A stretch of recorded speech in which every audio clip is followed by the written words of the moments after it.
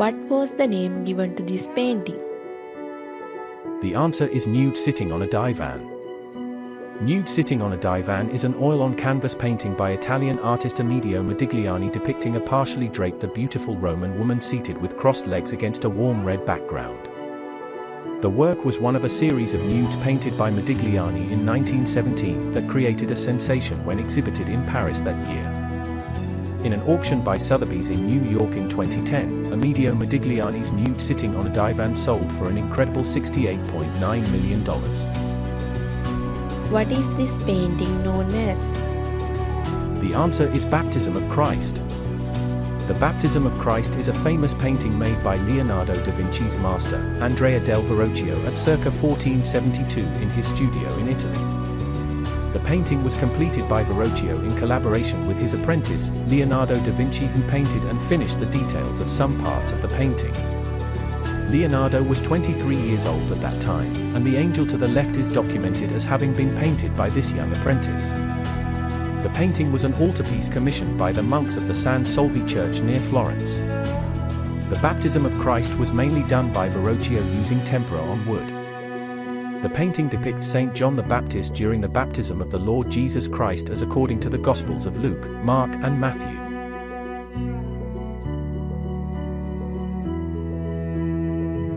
The answer is the Harlequin's Carnival. Harlequin's Carnival, painted between 1924 to 1925, by Joan Miro. Harlequin's Carnival is seen by art critics as an account of the human subconscious mind. It is one of the best surrealist paintings by this artist, and it is preserved in the Albright Knox Art Gallery in Buffalo, New York.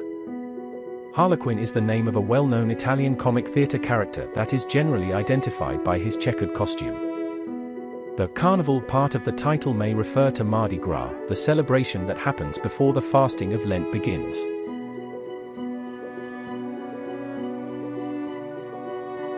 The answer is Watson and the Shark. John Singleton Copley was born in Boston in 1738. Copley was trained in visual arts and was influenced by English mezzotinted portraits. He went to London to develop his artistic talent and later spent a year in Italy studying various artistic styles before returning to London once again. Watson and the Shark is an example of Copley's common depiction of climactic moments. This is one of 3 versions that Copley painted to commemorate the heroic rescue of Brooke Watson. What is the name of this work of art? The answer is The Persistence of Memory. Dalí was a Catalan Spanish artist who became one of the most important painters of the 20th century. He was also an accomplished sculptor, draftsman, and designer. He is best known for his surrealist work. The Persistence of Memory, 1931, is one of the most iconic and recognizable paintings of surrealism. He effortlessly integrates the real and the imaginary in order. The painting depicts a dream world in which common objects are deformed and displayed in a bizarre and irrational way. Watches, solid and hard objects appear to be inexplicably limp and melting in the desolate landscape. Dalí paints his fantastical vision in a meticulous and realistic manner. What is this painting known as? The answer is the Yellow Christ. The Yellow Christ is a painting made by Paul Gauguin in the autumn of 1889, in Pont-Aven. This somewhat disturbing oil painting depicts a gaunt, crucified Christ, awaiting his inevitable death. Perhaps even more shocking are the blank facial expressions of the figures surrounding him. What is this painting called?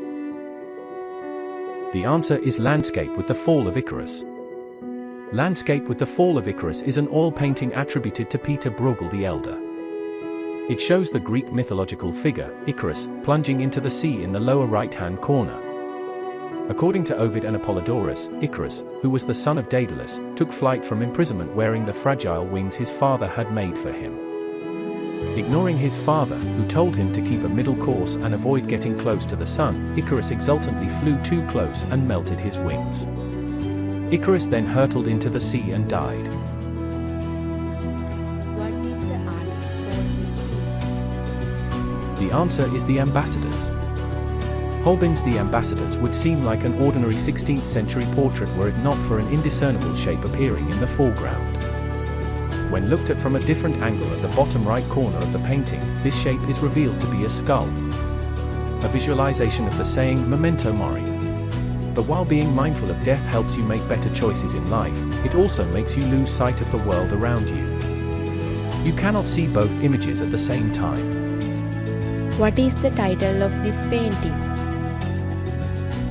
The answer is Lamentation of Christ. After the betrayal of Christ, the lamentation of the death of Christ is the most famous of the Scrovegni chapel frescoes painted by Giotto in the first decade of the 14th century. The lamentation of Christ is a very common subject in Christian art. After Jesus was crucified, his body was removed from the cross, and his friends were there to mourn over his body. This event has been depicted by a multitude of artists, including Giotto di Bond 1. What is the correct name of this painting? The answer is the 3rd of May 1808. The 3rd of May 1808, by Francisco Goya, depicts a dark moment in Spanish history. In 1807, Napoleon Bonaparte's forces crossed the Pyrenees into Allied Spain, under the pretext of invading Portugal. Once in place, the infamous French emperor began to take control of regions of Spain.